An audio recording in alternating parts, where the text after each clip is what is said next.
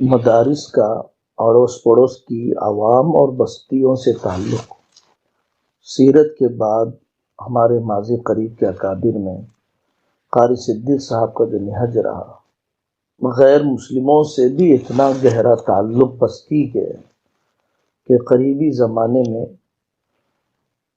بھائی حبیب کو لے جانے کے لیے پولیس آئی لکھنؤ سے، تو علاقے کے پورے ہندو آ گئے تھے کہ جو بھی معاملہ طے کرنا ہو، جرم ثابت کرنا ہو،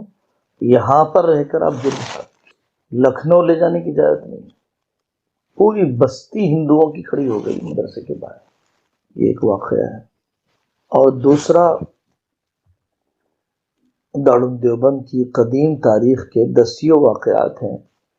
اور ہم نے علامہ قمر الدین صاحب رحمۃ اللہ علیہ کو بھی دیکھا کہ وہ آس پاس کے دیہاتوں میں اور آس پاس کی مسجدوں میں نکل جاتے اور مسجد میں نماز کے بعد بیٹھ کر اعلان کر دیتے، بھائی آ جاؤ، بیٹھ جاؤ، تھوڑی سی دین کی بات سنا دیتا ہوں، ایک حدیث سنا دیتا ہوں،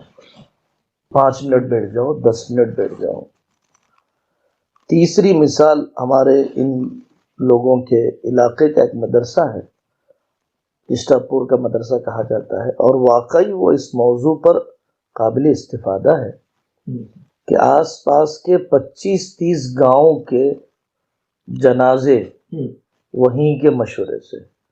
نکاح و طلاق کے سارے مسئلے وہاں پر ایک شخصیت تھی، انہی کے مشورے سے جو بھی خاندانی تنازعہ کھڑا ہو جائے ادارے کے ذریعے سے، تو صرف ان دیہاتوں سے فصل لینے کا تعلق نہیں، دین دینے کا تعلق، چندہ وصول کرنے کے لیے جانے کا تعلق نہیں، بلکہ دین دینے کا تعلق۔ ہم نے اپنے زمانے میں دارالعلوم کے اندر غلہ اسکیم کا اجلاس دیکھا۔ غلہ اسکیم کا اجلاس غالباً ہر 2 سال میں دارالعلوم میں بہت اہتمام سے ہوتا ہے۔ اس کے اندر جتنے لوگ آس پاس کے دیہات کے دارالعلوم کے طے شدہ ہیں غالباً ان کو بلایا جاتا ہے، حقوں کا انتظام کیا جاتا ہے، پلنگ کا انتظام کیا جاتا ہے، اور 1-2 دن ان کا اجتماع ہوتا ہے۔ تو معاونین کے لیے درستگی نیت اور خرچ کرنے کے دینی تقاضے اور مال لگانے کے ساتھ جان لگانے کا جذبہ پیدا کرنے کے لیے اس طرح سے معاونین کو جوڑ لیا جاتا ہے۔ آس پاس کے دیہاتوں میں مکتب کے اخراجات کا تحمل، آس پاس کے دیہاتوں میں نکاح جس کا بھی ہو بتا دیجیے ہمیں، ہمارا آدمی آپ کے پاس آئے گا یا آپ ہمارے پاس آئیے، ایک ملازم کا اضافہ کر دیں گے، وقت فارغ کر دیں گے، آپ کو نکاح کا دین سنا دیں گے۔ حضرت ہردوئی رحمۃ اللہ علیہ سے وابستہ جو ادارے ہیں ان میں بطور خاص ماہانہ اصلاح معاشرہ کی مجلس رکھی جاتی ہے۔ اس اصلاح معاشرہ کی مجلس کے اندر بستی والوں کو بطور خاص جوڑا جاتا ہے۔ عورتیں بھی بڑی مقدار میں آتی ہیں، مرد حضرات بھی آتے ہیں، اور موقع کی مناسبت سے اکابر کی آمد کے اعتبار سے جو موضوع مناسب ہو سکتا ہے وہ موضوع سنایا جاتا ہے۔ تو ادارہ علاقے کی عوام کے ساتھ وابستہ رہتا ہے، اور عوام بھی اس کے افادیت کو محسوس کرتی ہے، اور ان کو ان کی ضرورت کا دن ملتا رہتا ہے۔ حضرت مولانا عبد القوی صاحب کی ایک عجیب خوبی میں نے دیکھی، میں اپنی معلومات کے مطابق، میں کسی کے بارے میں نہیں جانتا ایسا، مولانا کا عمل جمعہ کے دن فجر کے بعد خاندان کا اجتماع، جمعہ کے دن فجر کے بعد ان کے خاندان کا اجتماع۔ تو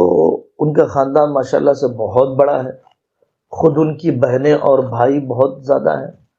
اور ان بہن بھائیوں کی اولاد ایک ایک کی 10-10 12-12 7-7 8-8 ہے، اور ان کے گھر بھی آس پاس بسے ہوئے ہیں۔ تو فجر کے بعد کی 1 گھنٹہ 2 گھنٹے کی 1.5 گھنٹے کی نشست ہوتی ہے،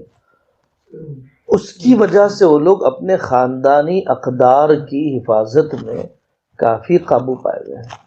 اور یہی بات آپ کے حسنی خاندان میں ہے، جو رائے بریلی کا خاندان ہے، اس کے اندر بھی جو کچھ بھی آج تک امتیازات باقی ہیں اپنی ایک سرکردہ شخصیت سے وابستگی وغیرہ کی وجہ سے، ایک مرتبہ گجرات میں ہی خاص طور پر محسوس ہوتا ہے، یو پی میں بھی ہے، ہمارے پاس جنوب میں کرناٹک اور آندھرا تلنگانہ میں تھوڑا سا اہتمام ہے، باقاعدہ تنخواہیں بھی طے ہوتی ہیں اور اچھی ہی تنخواہ دیتے ہیں لوگ، خطابت پر بھی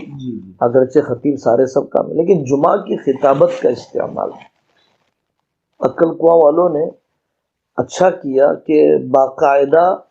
30-35 اساتذہ کو طے کیا کہ کم سے کم میرے بھائی 30 کلومیٹر کے فاصلے پر جتنے دیہات ہیں آپ لوگ جائیے، جمعہ کی خطابت سے 2 گھنٹے پہلے جائیے، دیہات میں محنت کیجیے، جمعہ کی بات سنا کر آ جائیے۔ تو ہم حسب استعداد 50 کلومیٹر 40 کلومیٹر حسب استعداد اساتذہ کے اگر بھیجا جائے، علاقے کی عوام مستفید ہو سکتی ہے ہمارے اساتذہ سے، اور ان کے بھی جذبات بن سکتے ہیں علاقوں کو دیکھ کر، بستیوں کو دیکھ کر، اور پھر علاقے میں جو بھی کام اس کے بعد شروع ہو جائے، آپ کے ذریعے سے وہاں مکتب شروع ہو جائے، آپ کے ذریعے سے وہاں درس قرآن شروع ہو جائے، آپ کے ذریعے سے وہاں پر درس عقائد شروع ہو جائے، اور کچھ اور رفاہی کام ہو جائے، وہ الگ ہو سکتا ہے۔